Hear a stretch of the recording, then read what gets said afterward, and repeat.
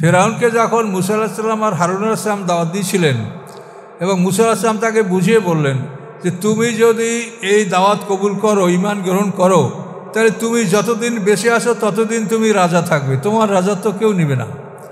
মরার পরে তুমি জান্নাত পাবে, সেখানে তুমি এই রাজত্বের চাইতেও বড় সাম্রাজ্যের মালিক হবে, তুমি ঈমান আনো। তখন ফেরাউন চিন্তা করলো যে ঈমান আনলে যদি আমার রাজত্ব না হারায় তা আমার অসুবিধা কোথায়?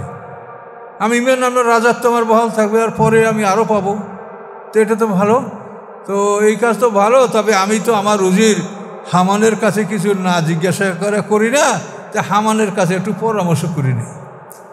এরপরে যখন হামানের কাছে ফেরাউন এই পরামর্শ চাইল যে তুমি কি বলো, মুসা তোমাকে এভাবে দাওয়াত দিয়েছে, তখন হামান বলে যে আপনারও জ্ঞান বুদ্ধি আছে, আপনিও মানুষ, আমি আপনাকে কি বলবো, আমি এতটুকু বলতে পারছি যে আপনি এখন রব, সবাই আপনাকে রব মনে করে, সেজদা করে, এখন আপনি যদি রবগিরি ত্যাগ করিয়া গোলাম হইতে চান সেটা আপনার ব্যাপার। এই কথায় ফেরাউন উত্তেজিত হল, হ্যাঁ তাহলে আমি কেন গোলাম হব, আমি তো রব। ফেরাউনের ঈমান এখানে শেষ হয়ে গেল। এই জন্য পরামর্শ আপনি কার কাছে নেবেন সেটা বুঝে শুনে পরামর্শ। বন্ধু নির্বাচন করা এটা বড় কঠিন জিনিস। আপনি কার সাথে বন্ধুত্ব করবেন এটা ভালো করে চিন্তা ভাবনা করে বন্ধুত্ব করবেন এবং বন্ধু নির্বাচন করবেন। এই বন্ধুর জন্য কিন্তু এই যে কোরআনে আছে উকবা বিন আবি মুঈত, হ্যাঁ, ইয়াউমা ইয়াদ্দু যালিমু আলা ইয়াদাইহি, এই উকবা বিন আবি মুঈত মানে হাতের আঙ্গুলগুলি দাঁত দ্বারা চিবিয়ে চিবিয়ে গুঁড়া গুঁড়া করবে। আফসোসে শুধু যে আমি মুহাম্মদ সাল্লাল্লাহু আলাইহি ওয়াসাল্লামের সাথে আমি সম্পর্ক কেন সৃষ্টি করলাম না। এটা বিরাট ঘটনা আছে। সে কলমা পড়ছিল, তারপর আবার ফিরে গেছে তার বন্ধুর পরামর্শে। তার বন্ধু ছিল উবাই ইবনে খালফ, গোলামের মনিব, বেলালের মনিব যে উমাইয়া, এই উমাইয়ার ভাই হলো উবাই। এটা ছিল এই উকবা বিন আবি মুঈতের বন্ধু। কোরআনে ঘটনা আছে, হয়তো আপনারা শুনে থাকবেন, বড় ঘটনা। বন্ধু, এই বন্ধুর কারণে অনেক মানুষ ঈমান হারা হয়, আবার অনেক মানুষ বন্ধুর কারণে ঈমানের উপরে প্রতিষ্ঠিত থাকে। কাজে এই জন্য আপনার বন্ধুকে, কার সাথে আপনি চলাফেরা করেন, এটা বারবার পরীক্ষা নিরীক্ষা করে আপনি বুঝে শুনে আপনি চলাফেরা করবেন। আপনি যদি শয়তানের বন্ধুর সাথে চলাফেরা করেন তা আপনার ঈমান নষ্ট হয়ে যাবে। কখন আপনাকে ঈমান হারা করবে আপনি বুঝতে পারবেন না। এই জন্য ব্যাপারটা সতর্ক থাকতে হবে। সম্মানিত সুধীমণ্ডলী, আমরা সূরা মুমিন, এই মুমিন সূরা, এটার নাম আবার গাফের। এই সূরা মুমিনের আমরা 28 নম্বর আয়াত থেকে আলোচনা এখন শুরু করব। আউযু বিল্লাহি মিনাশ শাইতানির রাজিম। ওয়াকালা রাজুলুম মুমিনুম মিন আলি ফিরআউনা ইয়াকতুমু ঈমানাহু আতাকতুলুনা রাজুলান আন ইয়াকুলা রাব্বি আল্লাহ ওয়া কাদ জাআকুম বিল বায়্যিনাতি মির রাব্বিকুম। আল্লাহ রাব্বুল আলামিন বলেন, এক ব্যক্তি বলল যে ছিল ঈমানদার এবং সে ফেরাউন পরিবারভুক্ত। ফেরাউন পরিবারভুক্ত একজন ঈমানদার লোক বললেন যে ইয়াকতুমু ঈমানাহু, যে তার ঈমানকে লুকিয়ে রেখেছিল। সে ফেরাউনের দরবারের বিশেষ সম্ভ্রান্ত ব্যক্তি, বিশেষ দায়িত্বশীল ব্যক্তি।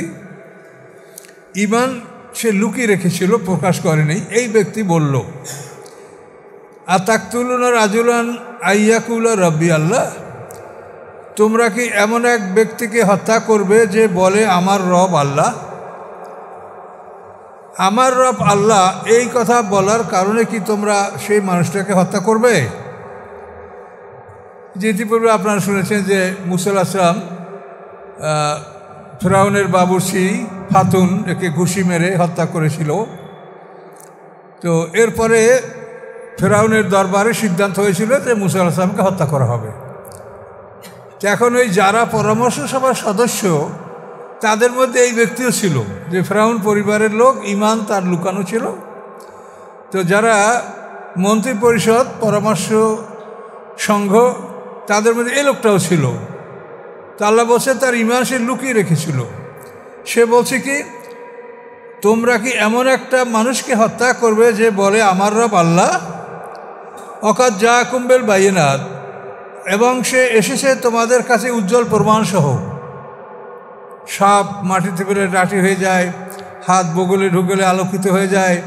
এরপরে যে মানে 5টা মোজার কথা কোরআনে একসঙ্গেই বলা আছে, ফারসান আলমুত তুফানা ওয়াল জারাদা ওয়াল কুম্মালা ওয়াল দাফাদি ওয়াল দামা, আয়াতে মুফাসসালাত। এই 5টা মোজার কথা এক আয়াতেই আছে, আর এই 2টা আলাদা, এই 7টা। তারপরে সমুদ্রের রাস্তা হয়ে যাওয়া, এই 8টা। এবং মুসা আলাইহিস সালামের মুখে যে লোকনাথ, মানে তার মুখে যে বন্ধাত্মক স্ট্যাগনেন্ট, অর্থাৎ যে ছোটোবেলায় আগুন মুখে নেওয়ার কারণে তার যে জিহ্বায় জড়তা সৃষ্টি হয়েছিল, এটা আল্লাহ ভালো করেছেন। আগুনে পুড়ে জড়তা হলে সেটা কিন্তু ভালো হওয়ার বিষয় না, কিন্তু এটা মুসা আলাইহিস সালামের ভালো হয়েছে, এটা তার মুআজিজা। এই 9টা মুআজিজা বা অলৌকিক শক্তি। মুআজিজা শব্দের অর্থ হলো যে সকলকে দুর্বল করে ফেলে, মানে ওই এটার সামনে আপনি গেলে দুর্বল হয়ে যাবেন, আপনি এটার মোকাবেলা করতে পারবেন না। এর নাম হলো মুআজিজা, যে সব কিছুকে দুর্বল করে ফেলে। তো ওই লোকটা বলল, অকাদ জাআকুম বিল বায়িনাতি মির রাব্বিকুম, অবশ্যই সে উজ্জ্বল প্রমাণসহ এসেছে তোমাদের কাছে তোমাদের রবের নিকট হতে। ওয়াইয়াকু কাযিবান ফাআলাইহি কিযবুহু, সে যদি মিথ্যাবাদী হয় তার মিথ্যার পরিণাম তার উপরেই গড়াবে। ওয়াইয়াকু সাদেকান, এবং যদি সে সত্যবাদী হয়, ইউসিবুকুম বা'যাল ইয়াইদুকুম, তাহলে সে যে তোমাদেরকে প্রতিশ্রুতি দিয়েছে তার একাংশ অবশ্যই তোমাদের উপরে আপতিত হবে। বুঝে দেখো, সে যদি মিথ্যা হয় তার মিথ্যা তার উপরে, আর যদি সত্য হয় সে যা বলেছে এটা আর কিছু না কিছু তোমাদের উপরে আসবেই। ইন্নাল্লাহ লা ইয়াহদি মান হুয়া মুসরিফুম কাযযাব, নিশ্চয়ই আল্লাহ তাআলা পথ দেখান না যে সীমা লঙ্ঘনকারী এবং যে মিথ্যাবাদী। শরীয়তের একটা সীমানা আছে, এইটাকে যারা ভেঙে ফেলে তাদেরকে বলা হয় সীমা লঙ্ঘনকারী। আপনার যৌন সুখ ভোগ করার জন্য আল্লাহ আইন দিয়েছে, এটা সীমা। এই সীমা যদি আপনি লঙ্ঘন করেন তো আপনি সীমানা ভেঙে ফেললেন। এইভাবে সালাত, সওম, হজ, জাকাত, হালাল হারাম প্রত্যেকের একটা সীমানা আছে শরীয়তের। তো মুসরিফুন হলো শরীয়তের সীমানা যারা ভেঙে ফেলে, এই সীমানার মধ্যে সে থাকে না।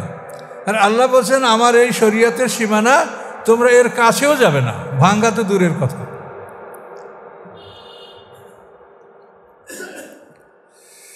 এই জন্য এই বিষয়গুলি উনি ওই মোমেন ব্যক্তি তাদেরকে বলতেছিল। আল্লাহ তাআলা বলছেন আমার তিলকা হুদুদুল্লাহ ফালা তাকরাবুহা, এই আমার শরীয়তের সীমানা, এর কাছে তোমরা যাবে না। এটার একটা দৃষ্টান্ত বোঝেন, জিনা হারাম, কিন্তু এটার কাছাকাছি যাওয়া হলো মানে আপনার মানে মুহাররাম, যে সমস্ত মহিলা মুহাররাম না, যাদের সাথে আপনার বিবাহ বৈধ, এই সমস্ত মহিলাদের সাথে আলাপ আলোচনা করা, কথাবার্তা করা, গল্প গুজব করা, এটা এই জেনার কাছে যাওয়া, এটা কাছে যাওয়া। এবং এরপরেই আপনার আরও মারাত্মক অবস্থার মধ্যে শয়তান আপনাকে নিয়ে যেতে পারে। এই জন্য আল্লাহ বলছেন যে শরীয়তের যে সীমানা, এ তোমরা কাছেও যাবে না। এমনভাবে চলাফেরা কথাবার্তা বলবে না যাতে পরবর্তীতে এটার মাধ্যমে একটা মানুষ জেনার দিকে অগ্রসর হতে পারে, হারামের দিকে অগ্রসর হতে পারে। এটাকে বলা হয়েছে যে শরীয়তের তোমরা সীমানার কাছেও যাবে না।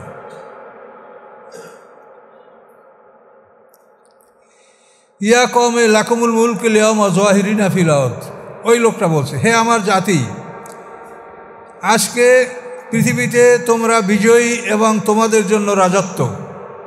মুলক হলো রাজত্ব, যাহিরিনা মানে বিজয়ী। এখন তোমরা পৃথিবীতে বিজয়ী এবং রাজত্ব তোমাদের পৃথিবীর বুকে।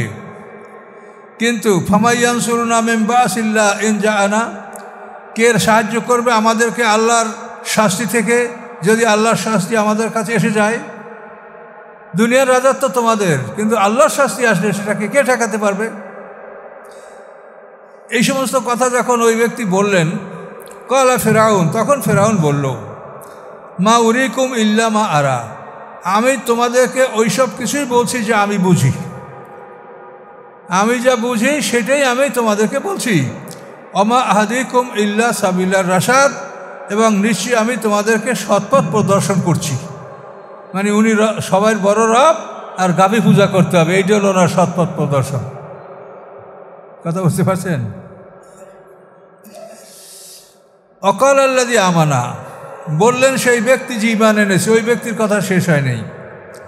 ইয়া কওমে, হে আমার জাতি, ইন্নী আখাফু আলাইকুম, নিশ্চয়ই আমি ভয় করছি তোমাদের উপরে, মেসলা ইয়াউমিল আহজাব, ওইরূপ দৃষ্টান্ত যে পূর্ববর্তী জাতিসমূহের উপরে এসেছিল।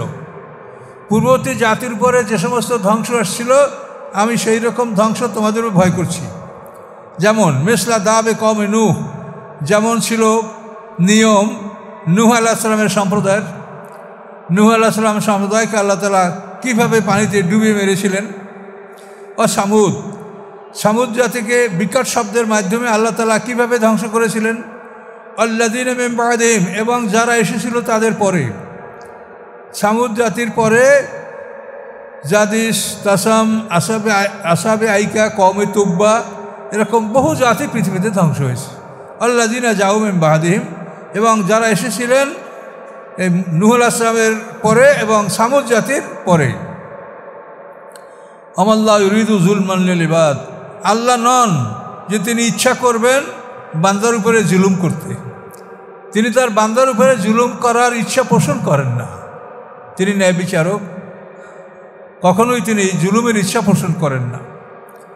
ওয়া কওমে, হে আমার জাতি, ইন্নী আখাফু আলাইকুম ইয়ামাত তানাদ, নিশ্চয়ই আমি ভয় করছি তোমাদের উপরে এমন একটা দিন, ইয়ামাত তানাদ, যেদিন একে অপরকে ডাকাডাকি করবে। সিংহের ফুৎকার যখন শুরু হয়ে যাবে, তখন ভয়তে একে অপরকে ডাকাডাকি করবে। তানাদ, পরস্পর ডাকাডাকি করা, ডাকাডাকি করবে। তারপর ভয়তে সবে একত্রিত হবে, তারপর বেহুশ হবে, তারপর মারা যাবে। মারা যাওয়ার পরে তাদের দেহগুলি চূর্ণ বিচূর্ণ হবে এবং বালুকণার সাথে মিশে যাবে, এবং পানি, মাটি, আগুন, বাতাস, তিনটা পদার্থের সাথে দেহের টুকরাগুলি মিশে যাবে। এবং এই সিংহের ফুৎকারের মাধ্যমে যে কাজটা হবে সেটা হলো এই যে আমাদের দেহের মধ্যে যে ফরেন বডি আছে এটা বের করে দেওয়া হবে। অর্থাৎ আমাদের দেহে মাছ, মাংস, গরু, ছাগল, হাঁস, মুরগি খেয়ে আমাদের যে বডিটা, মানে মাতৃগর্ভের থেকে যে ওজন নিয়ে আসছি, যে দেহ, এরপরে যে দেহটা আমাদের এখন, এটা সবই ফরেন বডি, ওইটা হলো অরিজিনাল বডি। তো সিংহের ফুৎকারে সব ভাঙচুর করে, চুরমার করে আমাদের দেহ থেকে ফরেন বডি বাইর করে আমাদেরকেও ওই রাখা হবে মাতৃগর্ভ থেকে যেভাবে ভূমিষ্ঠ অতটুকু। প্রত্যেকটা প্রাণী, গরুর বাচ্চা, ছাগলের বাচ্চা, হাঁসের বাচ্চা, মুরগির বাচ্চা, সব প্রাণী মাতৃগর্ভ থেকে যেভাবে আসছে ওভাবেই তাদেরকে হাসর করা হবে। এই জন্য যাদের দেহগুলি সলিড, অক্ষত দেহ, সেগুলোকেও ভেঙে চুরমার করে গুঁড়ো গুঁড়ো করা হবে। আর বিক্ষিপ্ত দেহ যেগুলি সারা পৃথিবী ছড়িয়ে আছে, এই সিংহের ফুৎকারে পানি, মাটি, আগুন বাজে ঘুরপাকা 40 বছর মতো এরকম ঘুরবে। ঘুরকাপ খেয়ে খেয়ে প্রত্যেকটা প্রাণী তার অরিজিনাল বডি লাভ করবে। প্রত্যেকটা প্রাণী তার অরিজিনাল দেহ সেটা সে লাভ করবে। এই অরিজিনাল বডি যখন সবাই পাওয়ার পরে সিংহের ফুৎকার শেষ হবে এবং তারা একটা মাটির স্তরে পতিত হবে। তো এই মাটির দেহ যেটা অরিজিনাল দেহ, এই অরিজিনাল দেহটা লাভ করার পরে সিংহের ফুৎকারে বাতাসে ঘুরে ঘুরে যে আমাদের দেহটা মাটিতে পড়বে, এই সময় প্রত্যেকটা দেহ ওই জায়গাতেই পতিত হবে যে মাটির থেকে তাকে সৃষ্টি করা হয়েছে। এটা কিন্তু একটা বিরাট ব্যাপার। মেনহা খালাকনাকুম, এই মাটি হতে তোমাকে সৃষ্টি করেছি। অফিহা নুইদুকুম, ওই মাটিতে তোমাকে ঢুকাবো। অমেনহা নুখরিজুকুম তারাতান উখরা, এবং ওই মাটির থেকে তোমাকে দ্বিতীয়বার আমি বের করব। এখন আমাকে কোন মাটিতে সৃষ্টি করা হয়েছে, কোন মাটিতে, তা আপনারা কেউ জানেন না। কেউ আপনারা বলতে পারেন না যে আমাদের কাকে কোন মাটির থেকে সৃষ্টি করা হয়েছে। তো এইটা কিন্তু ওই সময় নিশ্চিত হবে। প্রথম সিংহের ফুৎকারে আমাদের অরিজিনাল দেহটা লাভ করার পরে আমরা যে মাটির স্তরে পরিণত হব, ওই সময় প্রত্যেকটা মানুষ ঠিক ওই জায়গাতেই তার অবস্থান হবে যেখানের মাটির থেকে তাকে সৃষ্টি করা হয়েছে। বুঝতে পারছেন? তাহলে এখন আপনি বুঝতে পারবেন কোরআনে যে বলা হয়েছে যে তাদেরকে তাদের কবর থেকে বের করা হবে। তাহলে এখন এই হলো অরিজিনাল কবর। আর আমরা যে কবর দিছি এটা অরিজিনাল কবর না, এটা আমরা যা বুঝেছি তাই সংরক্ষণ করেছি। কিছুদিন পরে কবর তুলে ফেলা হচ্ছে। 18 মাস পর তো বড় বড় কবরস্থানের কোনো লাশ সেখানে রাখা হয় না, 18 মাস পর তুলে ফেলা হয়, আবার কবর দেওয়া হয়। কাজে এটা আমাদের অরিজিনাল জায়গা না, এটা আমরা তাকে যা বুঝেছি আমরা তাকে মাটির মধ্যে সংরক্ষণ করেছি। এইসব কথাগুলি যদি না বোঝেন তাহলে এই কবর নিয়ে কিন্তু অনেক তর্ক বিতর্ক সৃষ্টি হয়। কাজে এখন আপনি বোঝেন যে আপনি অরিজিনাল কবরে আপনি ঢুকলেন কখন? এই সিংহের ফুৎকারে। এবং এই অবস্থার মধ্যে আল্লাহ তাআলা সিংহের ফুৎকার শেষ হয়ে যাবে, আল্লাহ তাআলা এক পশলা বৃষ্টি বসাবেন এবং এই বৃষ্টির পরে মানুষের মধ্যে রুহটা ঢুকবে। রুহ এবং নফস এই 4টা জিনিস নিয়ে আপনার spiritual part of the body, আধ্যাত্মিক দেহ, এইটা শুধু রুহটা এটা ঢুকবে। এই রুহটা ঢুকলে আপনি ঘুমাতে পারবেন। যখন মানুষ ঘুমায় তার মধ্যে শুধু রুহটাই থাকে, নফসগুলো বের হয়ে যায়। এটা কোরআনেই বলা আছে, আল্লাহু ইয়াতাওয়াফাল আনফুসা হিনা মাউতিহা আল্লাতী লাম তামুত ফি মানামিহা। এটা মনে হয় পূর্বের সূরায় আপনারা শুনেছেন যে মৃত্যুর সময় মানুষের নফসগুলি আল্লাহ তাআলা হস্তগত করেন। তো এখন ঘুমানোর সময় আমাদের নফসগুলি বাইরে থাকে, রুহ নিয়ে ঘুমাই। আর ওই সিংহের ফুৎকারে, প্রথম সিংহের ফুৎকারের পরে আমাদের মধ্যে রুহটা দেওয়া হবে। ওই এক পশলা বৃষ্টি, এই বৃষ্টির মধ্যে যে পানিটা, এটা এই একটা ধনন্তরী প্যানাসিয়া। তো এই পানির সাহায্যে আমাদের মধ্যে রুহু সৃষ্টি হবে এবং রুহু নিয়ে আমরা ঘুমিয়ে পড়ব।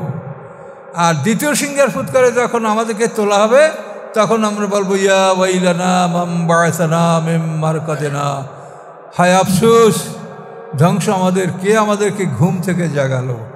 এই হলো ঘুম। এই 3 সিংহের ফুৎকারের মধ্যে কোনো মানুষের কোনো শাস্তি হবে না।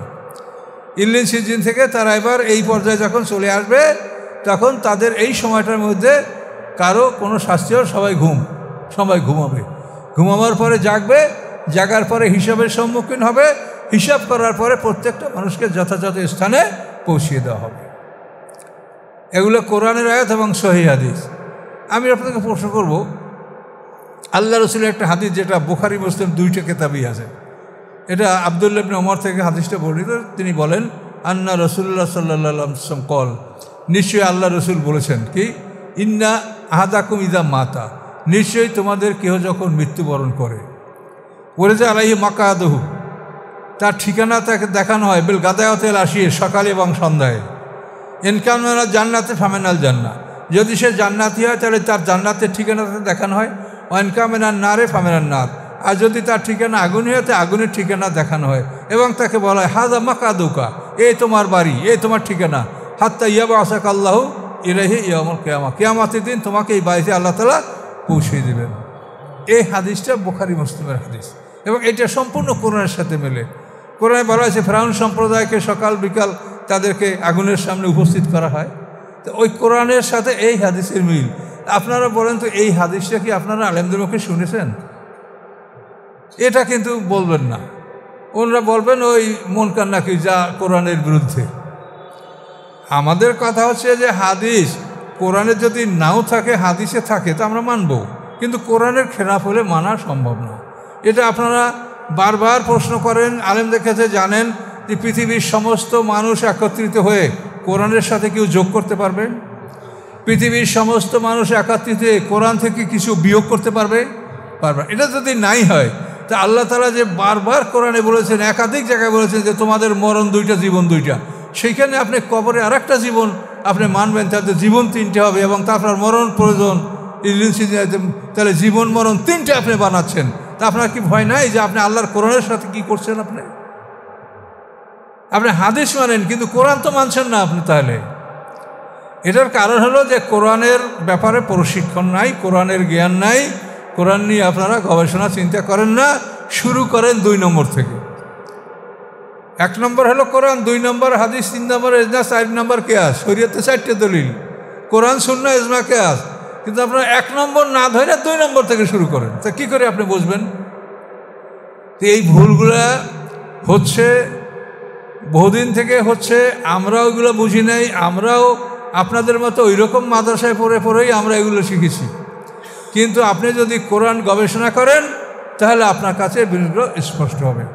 কোরআনের খেলাফ কোনো কথা আল্লাহ রসুল বলতে পারেন না, যেহেতু আল্লাহ রসুলকে কত কঠোর কথা বলেছেন যে মুহাম্মদ সাল্লাল্লাহু আলাইহি ওয়াসাল্লাম যদি একটা কথা বানাইয়া বলতো যে আমি আল্লাহ তার ডাইন হাত ধরে তারপর আমি তার হৃৎপিণ্ডের রক কেটে দিতাম, কোরআনের আয়াত, আল্লাহ তাকাব্বালা আলাইনা বা'দাল আকাবিলা লাখাযনা মিনহু বিল ইয়ামিন সুম্মা লাকাতানা মিনহুল ওয়াতিন।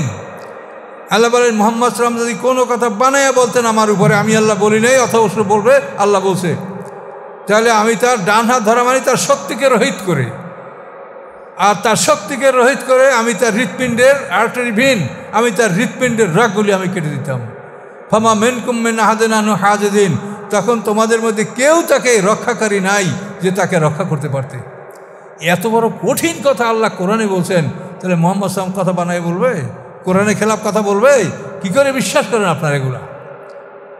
কাজে আলেম ওলামারা এখন ফতোয়া দিয়ে বেড়াচ্ছেন, আল্লাহর সামনে যেতে হবে, আমিও যাব আপনারাও যাবেন।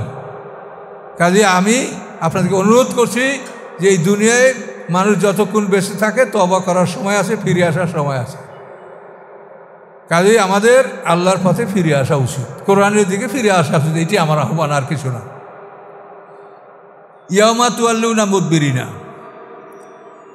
ইয়াউমা তুয়াল্লুনা মুদবিরিনা মা লাকুম মিনাল্লাহি মিন আসিম, যেদিন তোমরা পিঠ প্রদর্শনপূর্বক পালাতে শুরু করবে, নাই তোমাদের জন্য আল্লাহ থেকে কোনো রক্ষাকারী।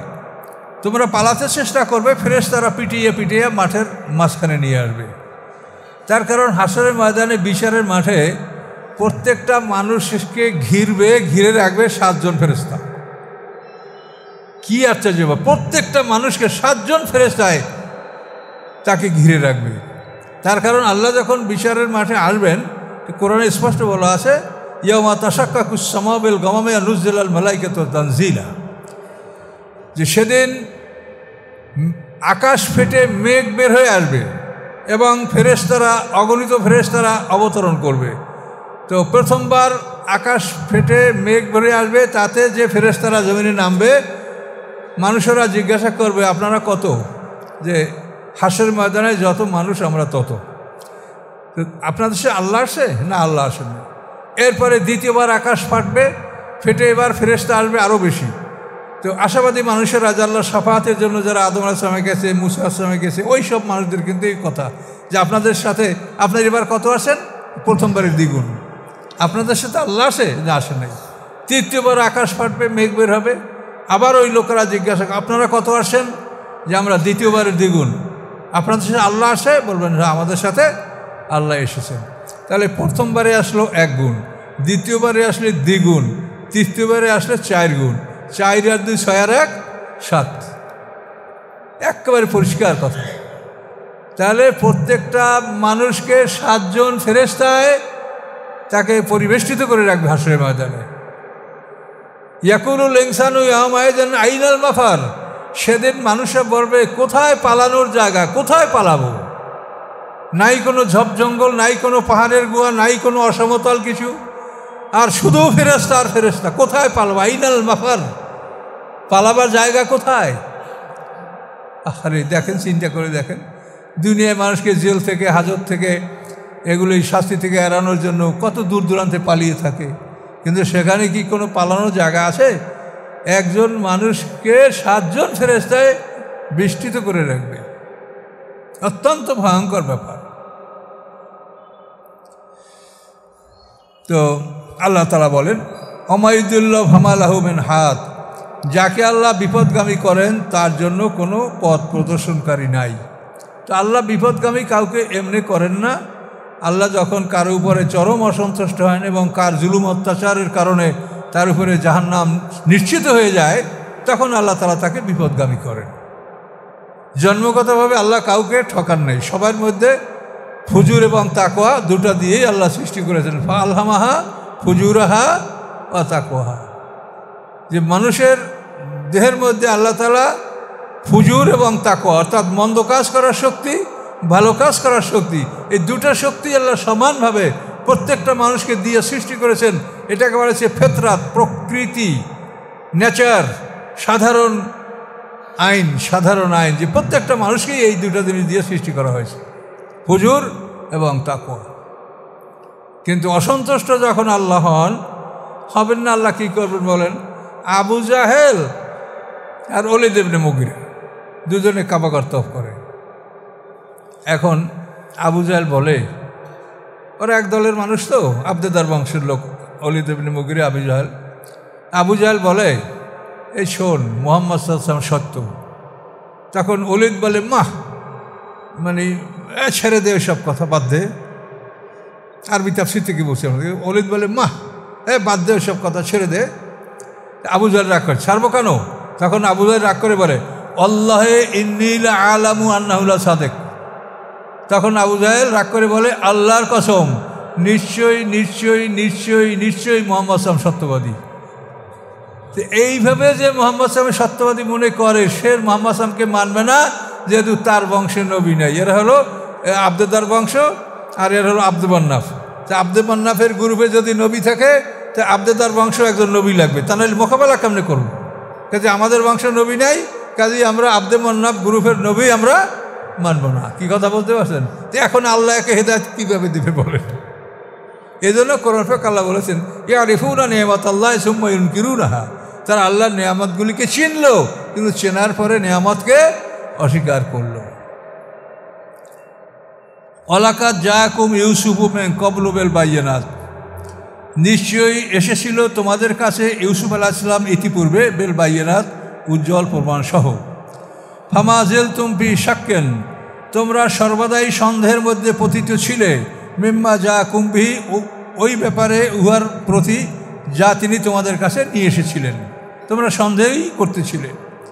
হাত্তাই যা হালাকা, এমনকি যখন তিনি ধ্বংস হয়ে গেলেন, তিনি মৃত্যুবরণ করলেন, কুলতুম, তখন তোমরা বলতে লাগলে, লা ইয়াবাসা আল্লাহু মিন বাদিহি রাসূলা, ঈসা আলাইহিস সালামের পরে আল্লাহ তাআলা কোনো রসুল পাঠান নাই।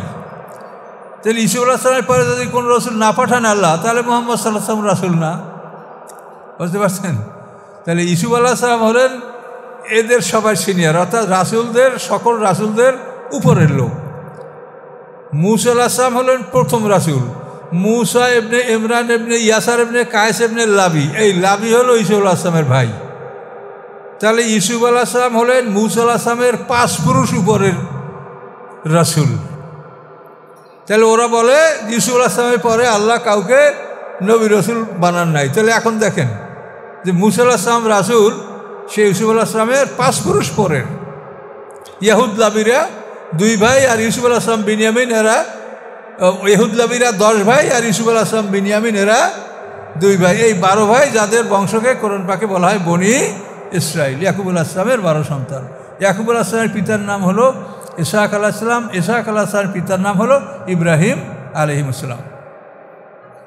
আচ্ছা, এখন আল্লাহ তাআলা বলেন, কাযালিকা ইউদিল্লিল্লাহু মান হুয়া মুসরিফুম মুরতাব।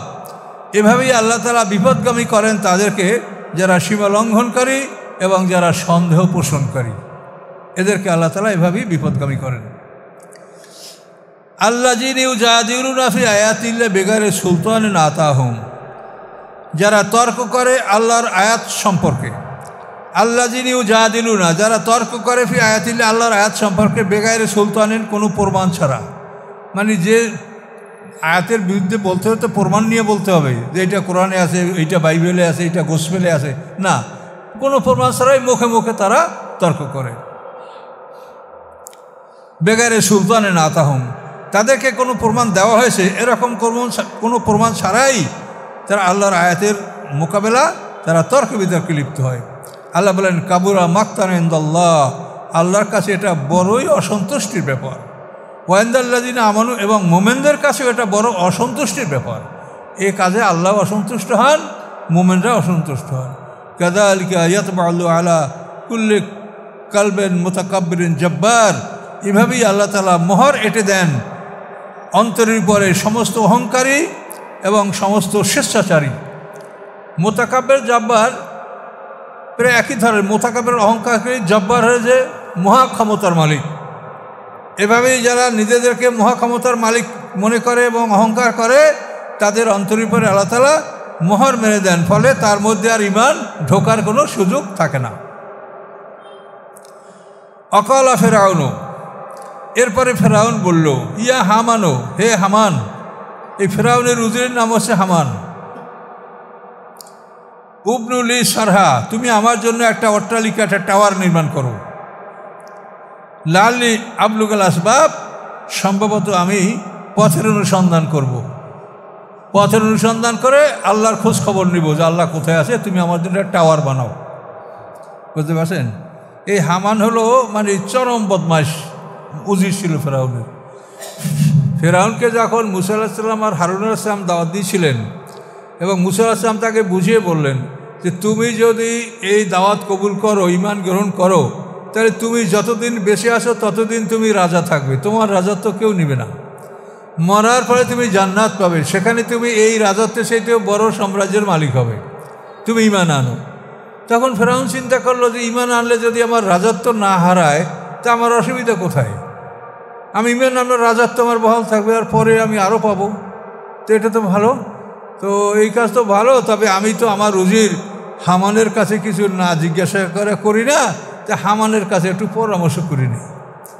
এরপরে যখন হামানের কাছে ফেরাউন এই পরামর্শ চাইল যে তুমি কি বলো, মুসা তোমাকে এভাবে দাওয়াত দিয়েছে, তখন হামান বলে যে আপনারও জ্ঞান বুদ্ধি আছে, আপনিও মানুষ, আমি আপনাকে কি বলবো, আমি এতটুকু বলতে পারছি যে আপনি এখন রব, সবাই আপনাকে রব মনে করে, সেজদা করে। এখন আপনি যদি রবগিরি ত্যাগ করিয়া গোলাম হইতে চান, সেটা আপনার ব্যাপার। এই কথায় ফেরাউন উত্তেজিত হল, হ্যাঁ তাহলে আমি কেন গোলাম হব, আমি তো রব। ফেরাউনের ঈমান এখানে শেষ হয়ে গেল। এই জন্য পরামর্শ আপনি কার কাছে নেবেন সেটা বুঝে শুনে পরামর্শ। বন্ধু নির্বাচন করা এটা বড় কঠিন জিনিস। আপনি কার সাথে বন্ধুত্ব করবেন এটা ভালো করে চিন্তা ভাবনা করে বন্ধুত্ব করবেন এবং বন্ধু নির্বাচন করবেন। এই বন্ধুর জন্য কিন্তু এই যে কোরআনে আছে উকবা বিন আবি মুঈত, হ্যাঁ, ইয়াউমা ইয়াদু যালিম আলা ইয়াদাইহি, এই উকবা বিন আবি মুঈত মানে হাতের আঙ্গুলগুলি দাঁত দ্বারা চিবিয়ে চিবিয়ে গুঁড়া গুঁড়া করবে। আফসোসে শুধু যে আমি মুহাম্মদ সাল্লাল্লাহু আলাইহি ওয়াসাল্লামের সাথে আমি সম্পর্ক কেন সৃষ্টি করলাম না। এটা বিরাট ঘটনা আছে। সে কলমা পড়ছিল, তারপর আবার ফিরে গেছে তার বন্ধুর পরামর্শে। তার বন্ধু ছিল উবাই ইবনে খালফ, গোলামের মনি, বেলালের মনি যে উমাইয়া, এই উমাইয়ার ভাই হলো উবাই। এটা ছিল এই উকবা বিন আবি মুঈতের বন্ধু। কোরআনে ঘটনা আছে, হয়তো আপনি শুনে থাকবেন, বড় ঘটনা। বন্ধু, এই বন্ধুর কারণে অনেক মানুষ ঈমান হারা হয়, আবার অনেক মানুষ বন্ধুর কারণে ঈমানের উপরে প্রতিষ্ঠিত থাকে। কাজে এই জন্য আপনার বন্ধুকে, কার সাথে আপনি চলাফেরা করেন, এটা বারবার পরীক্ষা নিরীক্ষা করে আপনি বুঝে শুনে আপনি চলাফেরা করবেন। আপনি যদি শয়তানের বন্ধুর সাথে চলাফেরা করেন তা আপনার ঈমান নষ্ট হয়ে যাবে। কখন আপনাকে ঈমান হারা করবে আপনি বুঝতে পারবেন না। এই জন্য ব্যাপারটা সতর্ক থাকতে হবে।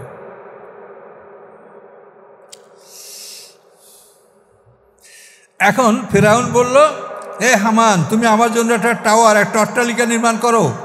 লালি আবলুগাল আসবাব, সম্ভবত আমি পথের সন্ধান নিব যে আল্লাহ কোথায় থাকে। কিসের পথ? আসবাব আস-সামাওয়াতে, আকাশের পথসমূহ আমি অনুসন্ধান করব, আকাশের রাস্তা অনুসন্ধান করব। ফাআত্তালিআ ইলা ইলাহি মূসা, এবং মূসার ইলাহের আমি খবর নিব। মূসার ইলাহ কোথায় থাকে আমি তার খবর নিব। মানে একে বলে আহমক নম্বর 1। ওয়াইনিল আযুন্নু কাযিবা, আমি মূসাকে ধারণা করি যে সে মিথ্যাবাদী। অকাযালিকা যুয়িনা ফিরআউনু সু'আ আমালি, আল্লাহ বলেন এভাবেই সুশোভিত করা হয়েছে, সুসজ্জিত করা হয়েছিল ফেরাউনের জন্য তার আমল। সুদ্দা আনিস সাবিল, এবং তাকে পথ থেকে ফিরিয়ে রাখা হয়েছিল, তাকে বিপদগামী করা হয়েছিল। অমা কাইদু ফিরাউনা ইল্লা ফি তাবাব, এবং ফেরাউনের এই ষড়যন্ত্র ধ্বংস ছাড়া অন্য কিছু নিয়ে আসেনি। এই ষড়যন্ত্র ফেরাউনেরই ধ্বংস। এই অট্টালিকা ভেঙে চুরমার হয়েছে, তাতে ফেরাউনের বিশাল এক বাহিনীর উপর পড়ে সে বাহিনী ধ্বংস হয়েছে এবং অনেক ক্ষয়ক্ষতি তার রাষ্ট্রের হয়েছে। এই অট্টালিকা তার ধ্বংস ছাড়া তাকে কিছু করেনি। এরকম টাওয়ার নির্মাণ নমরুদের ইতিহাসেও পাওয়া যায়, যে নমরুদও এরকম অট্টালিকা নির্মাণ করে আল্লাহর অনুসন্ধান নিতে চাচ্ছিল। আর নমরুদের ব্যাপারে বলা হয়, অন্যান্য তাফসীরটা বলা আছে যে সে শকুনের সাহায্যে উপরে উঠেছিল। কিন্তু এটা একটা অসম্ভব ব্যাপার, 4টে শকুনি একটা মানুষকে উপরে তুলতে পারে, এটা বিশ্বাসযোগ্য না। তাফসীরে এরকম অনেক কথা আছে যেগুলো দুর্বল, এগুলো না বলা ভালো। তো আসুন, এভাবে ফেরাউনের সেই টাওয়ার ধ্বংস হয়ে তার জাতির বিরাট একটা অংশ এই চাপা পড়ে মারা গিয়েছিল। ওমা কাইদু ফিরাউন ইল্লা ফি তাবাব। তো এখানে রুকু শেষ হয়েছে, আমরা আরো আগাবো।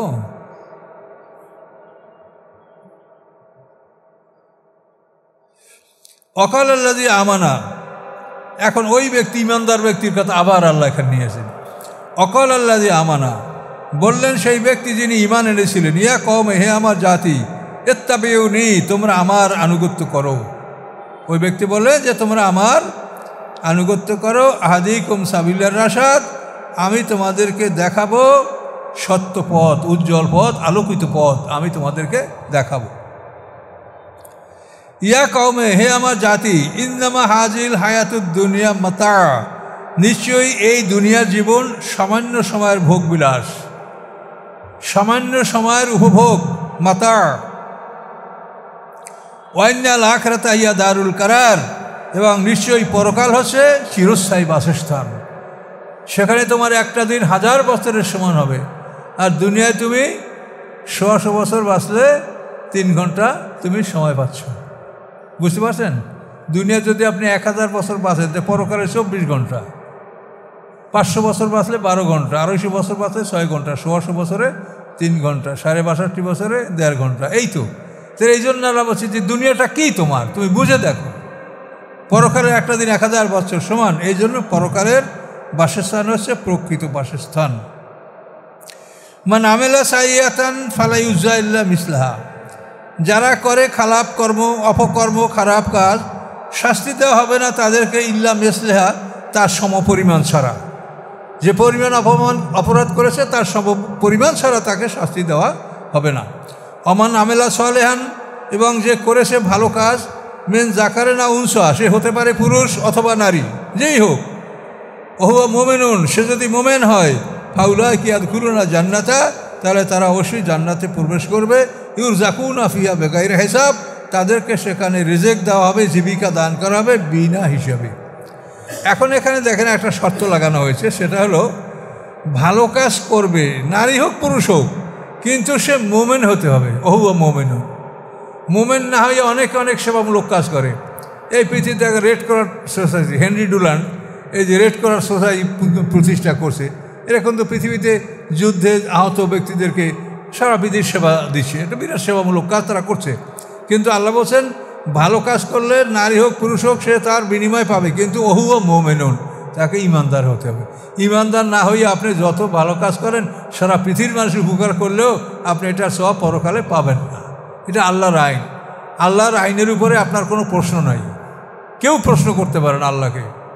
কাজে এই আইন ইসলাম মানে আত্মসমর্পণ, আপনি আল্লাহর কাছে সারেন্ডার করবেন, আপনার প্রশ্ন করার অধিকার নেই। তো আল্লাহ বলেন এভাবেই ওহুয়া মোমেনুন, নারী হোক পুরুষ হোক, যে কল্যাণকার কাজ করবে আল্লাহ তাআলা তার বিনিময় দিবেন। ওহুয়া মোমেনুন, কিন্তু শর্ত হলো সে মোমেন হতে হবে। বা উলাইকা ইয়াদখুলুনা জান্নাতা, এরা জান্নাতে প্রবেশ করবে।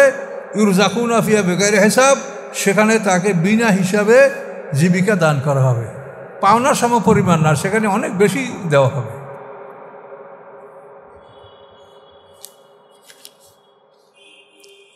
ওয়া কওমে, হে আমার জাতি, ওই লোক আবারও কথা বলতেছেন, ওনার নামেই তো সূরাটা মোমেন। ওয়া কওমে, হে আমার জাতি, মালি আদুকুম ইলান নাজাত, কি হলো আমার যে আমি তোমাদেরকে মুক্তির দিকে আহ্বান করছি, অতাদুনানি ইলান নার, আর তোমরা আমাকে ডাকছো আগুনের দিকে। যে আমি তোমাদেরকে মুক্তির দিকে ডাকছি আর তোমরা আমাকে ডাকছো আগুনের দিকে। আমি শিরক করবো, ফেরাউনকে রব মানবো, তাতে আমি আগুনের মধ্যে প্রবেশ করবো। তাদুনানি, তোমরা আমাকে ডাকছো আকফুরা বিল্লাহ, যে আমি যেন আল্লাহর সাথে কুফরি করি, উশরিকা বিহি, এবং আমি যেন আল্লাহর সাথে শরিক করি, মা লাইসা লি বিইলম, যে বিষয়ে আমার কোনো জ্ঞান নাই। ওয়ানা আদুকুম ইলাল আজিজিল গাফফার, অথচ আমি তোমাদেরকে ডাকছি পরাক্রমশালী ক্ষমাশীল আল্লাহর প্রতি। কাজে আমার ডাকে সাড়া দাও, তোমরা আমাকে ধ্বংসের দিকে ডাকছো, আমি তোমাদের ডাকে সাড়া দিব না।